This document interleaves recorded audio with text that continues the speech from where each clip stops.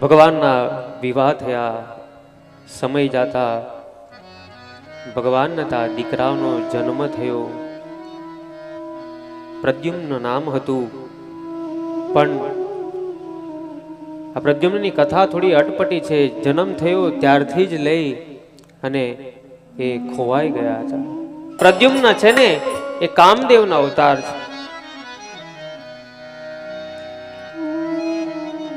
જન્મતાની સાથે ખોવાય તો ગયા, પણ પ્રદ્યુમ્ન કોણ છે? તો કામદેવ. જ્યારે આ જગતમાં બધી જ જગ્યાએ કામ કામ હતું ને, અને કામદેવની પત્ની એટલે કે રતિ,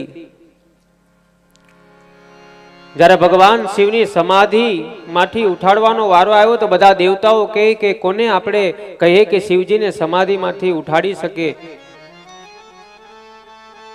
તો કામદેવને બીડું આપવામાં આવ્યું કે તમે શિવને સમાધિમાંથી ઉઠાડો. ત્યારે કામદેવ કહે છે કે શિવને કોણ સમાધિમાંથી ઉઠાડી શકે? કારણ કે શિવની જરૂર હતી. અને રામાયણ તો અમારું કહે છે, ભય કામ બસ જોગી સતા पावरन की को कहे, पावरन की को कहे, पावरन की को कहे. देखहि चराचरनारिमय जेहि ब्रह्म भय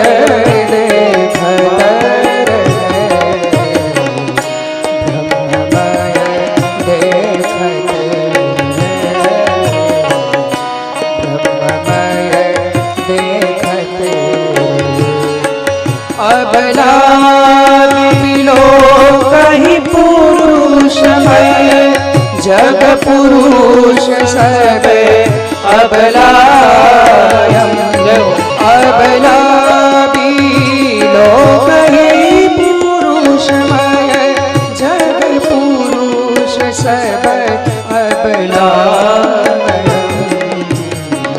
पुरुष सब अबलायम दुर्दंड भरी ब्रह्मांड भीतर काम कृत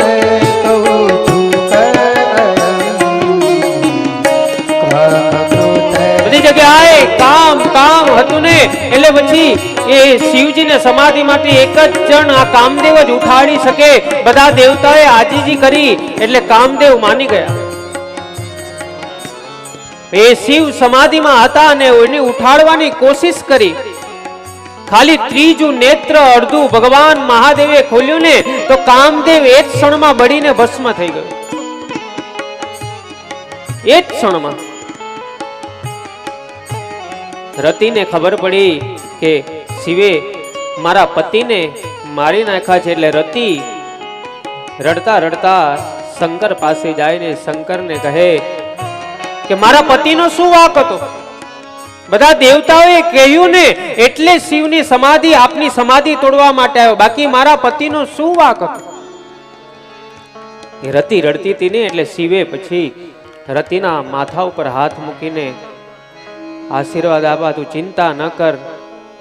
જ્યારે ભગવાન કૃષ્ણનો અવતાર થશે ને અને એને ત્યાં જે દીકરો થશે ને એ તારો પતિ હશે, કામદેવ, જે આ પ્રદ્યુમ્ન છે. એટલે રામાયણ કહે છે जब जदुवंश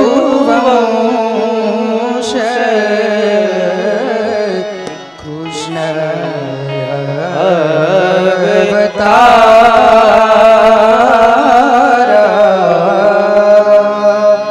होई हर. जब जदुवंश कृष्ण अवतार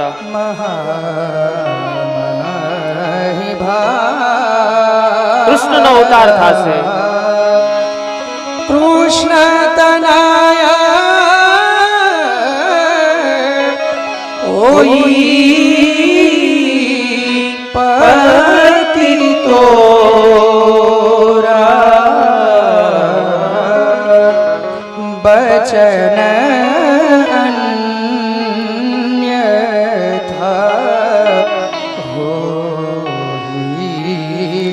નમો શિવજીએ વચન આપ્યું કૃષ્ણ અવતાર થશે, પ્રદ્યુમ્ન એ તારા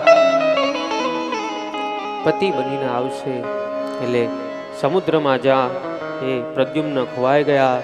સમરાસુર નામના રાક્ષસોના માણસો એ સમુદ્રમાં માછલી પકડવા ગયા. એક ઝાડમાં આ બાળક લાગ્યું, રસોઈ ઘરમાં આપવામાં આવ્યું તો જીવત બાળક નીકળ્યું.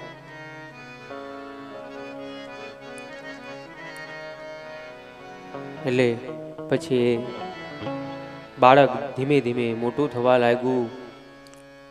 પછી ખબર પડી કે આ કૃષ્ણનો દીકરો પ્રદ્યુમ્ન છે.